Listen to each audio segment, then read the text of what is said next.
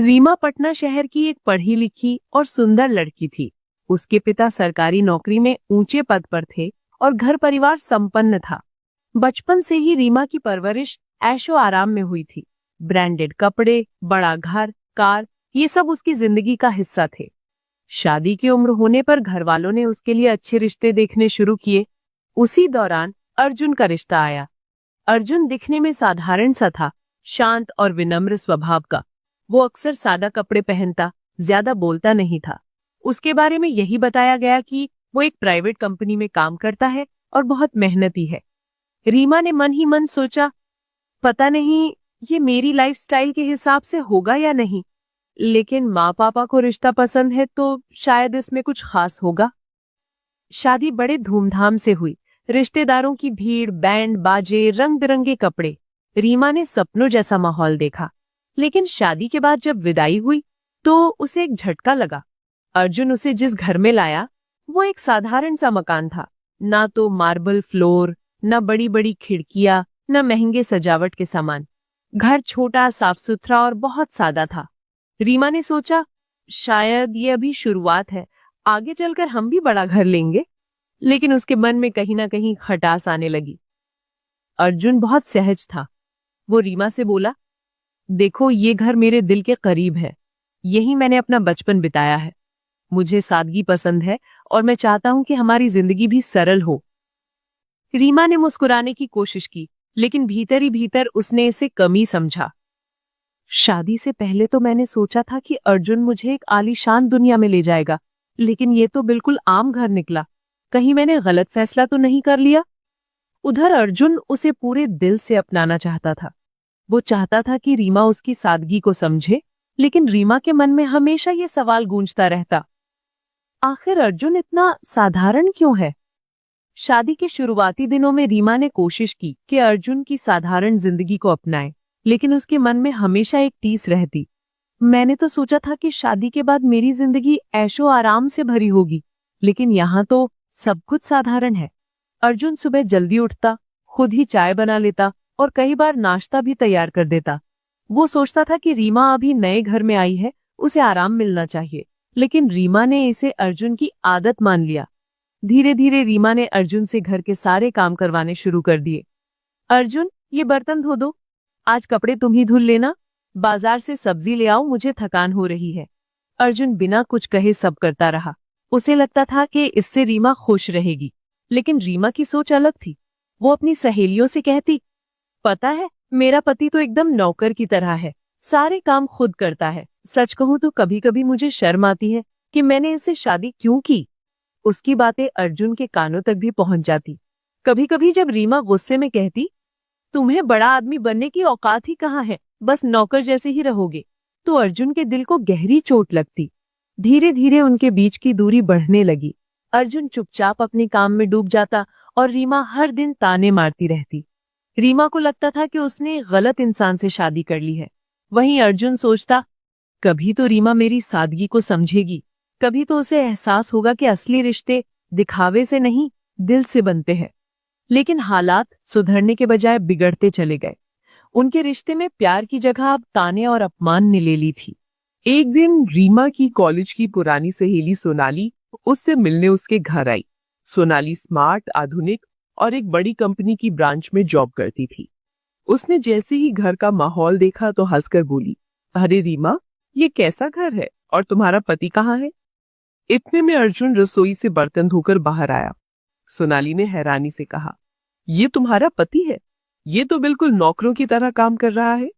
रीमा को भीतर ही भीतर चोट पहुंची, लेकिन उसने भी हंसते हुए कहा, हाँ, यही है मेरा पति, बस घर के कामों के अलावा और कुछ नहीं आता इसे। मैंने तो सोचा था शादी के बाद जिंदगी राजकुमारी जैसी होगी, लेकिन ये तो बिल्कुल गरीब और निकम्मा निकला। अर्जुन चुपचाप ये सब सुन रहा था। उसके दिल को गहरी चोट लगी, लेकिन उसने कुछ नहीं कहा। सोनाली बोली, रीमा, तुम जैसी स्मार्ट लड़की को यहाँ बर्बाद नहीं होना चाहिए। मैं एक बड़ी कंपनी की ब्रांच में काम करती हूँ, तुम चाहो तो मेरे साथ चलो, मैं तुम्हें वहां जॉब दिला दूंगी। क्यों अपने आप को इस तरह बर्बाद कर रही हो?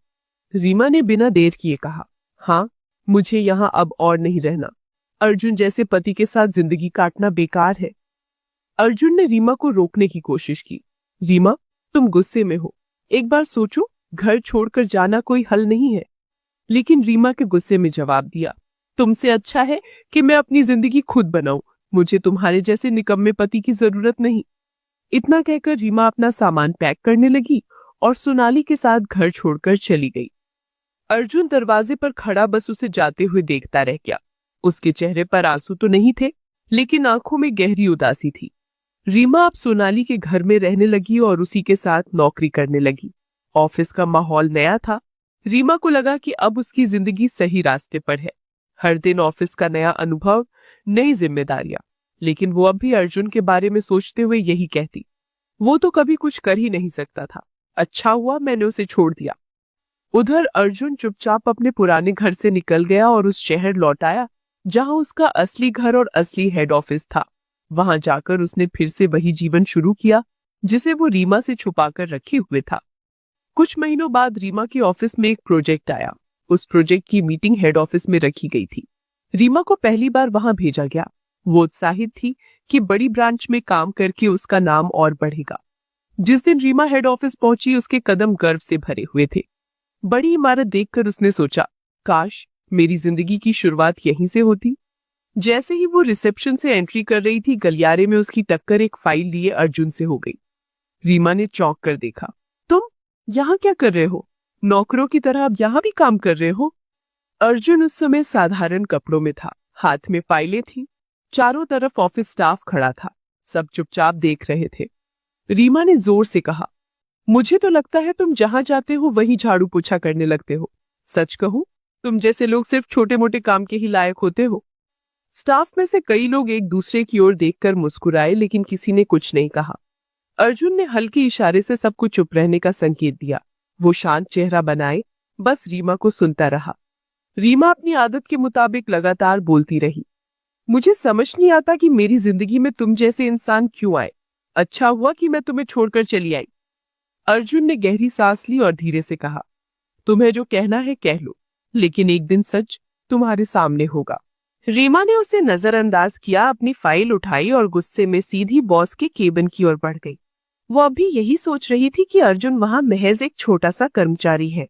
रीमा फाइल लेकर जल्दी जल्दी बॉस के केबिन में पहुंची। अंदर घुसते ही उसने देखा कि वहां पहले से कई सीनियर मैनेजर और अधिकारी बैठे हुए थे। माहौल गंभीर था, सब किसी खास इंसान का इंतजार कर रहे थे। रीमा भी एक कुर्सी खींचकर बैठ गई। वो मन ही मन सोच रही थी, पता नहीं इतने बड़े ऑफिस में बॉस कैसा होगा। काश अर्जुन जैसे साधारण इंसान को जिंदगी में दोबारा न देखना पड़े। अचानक दरवाजा खुला, अंदर वही अर्जुन दाखिल हुआ, सादगी भरे कपड़ों में, लेकिन चेहरे पर अलग ही आत्मविश्वास। उसके आते ही पूरा हॉल खड़ा हो गया। गुड मॉर्निंग सर, सबकी आवाज गूंज उठी। रीमा की आंखें फाटे की फाटे रह गई। वो स्तब्ध रह गई कि जिसे वो अब तक नौकर समझती रही, वही इस कंपनी का हेड निकला। मीटिंग शुरू हुई। अर्जुन ने सभी अधिकारियों से विस्तार में बातें की, प्रोजेक्ट पर चर्चा हुई और अंत में सब लोग एक एक करके बाहर निकल गए। अब कमरे में सिर्फ अर्जुन और रीमा रह गए। रीमा की आंखों में शर्म और पछतावा था। वो धीरे से बोली, अर्जुन मुझे माफ कर दो, मैंने तुम्हें हमेशा गलत समझा, तुम्हारा अपमान किया, तुम्हें छोटा समझा। अर्जुन शांत स्वर में बोला, रीमा, माफी शब्द से ज्यादा जरूरी है समझ। तुमने मुझे सिर्फ इसलिए ठुकराया क्योंकि मैं साधारण दिखता था। तुमने कभी मेरे दिल की सच्चाई नहीं देखी। रीमा की आंखों से आंसू गिर पड़े। उसने हाथ जोड़कर कहा, मुझे एक मौका और दे दो, मैं सब ठीक कर दूंगी। अर्जुन ने गहरी सांस लेकर कहा, रीमा, रिश्ते भरोसे से बनते हैं और अपमान से टूट जाते हैं। मैं तुम्हें दोष नहीं देता, लेकिन अब तुम्हें समझना होगा कि जिंदगी दिखावे से नहीं चलती। तुम आगे बढ़ो और सीखो कि असली अमीरी दिल की होती है। ये कहकर अर्जुन ने धीरे से हाथ हिलाया, इशारे में उसे जाने को कहा। रीमा भारी कदमों से बाहर निकल गई। उसकी आंखों में पछतावा और दिल में एक अधूरा खालीपन था। दोस्तों, इस कहानी से हमें एक बड़ी सीख मिलती है। कभी भी किसी इंसान को उसके कपड़ों, उसके रहन सहन या उसकी सादगी से मत आंको। असली अमीरी दिल और सोच में होती है, न कि दिखावे में। जी हाँ, अगर आपको ये कहानी अच्छी लगी तो वीडियो को लाइक, कमेंट और शेयर जरूर करें। और हाँ, कमेंट में बताइए कि आगे आपको क्या देखना है। क्या रीमा अपने आप को बदल पाएगी? क्या अर्जुन उसे फिर से अपनाएगा? क्या अर्जुन का परिवार रीमा को एक और मौका देगा? आपकी राय अगली कहानी का हिस्सा बन सकती है। तो जुड़े रहिए हमारे साथ और देखते रहिए।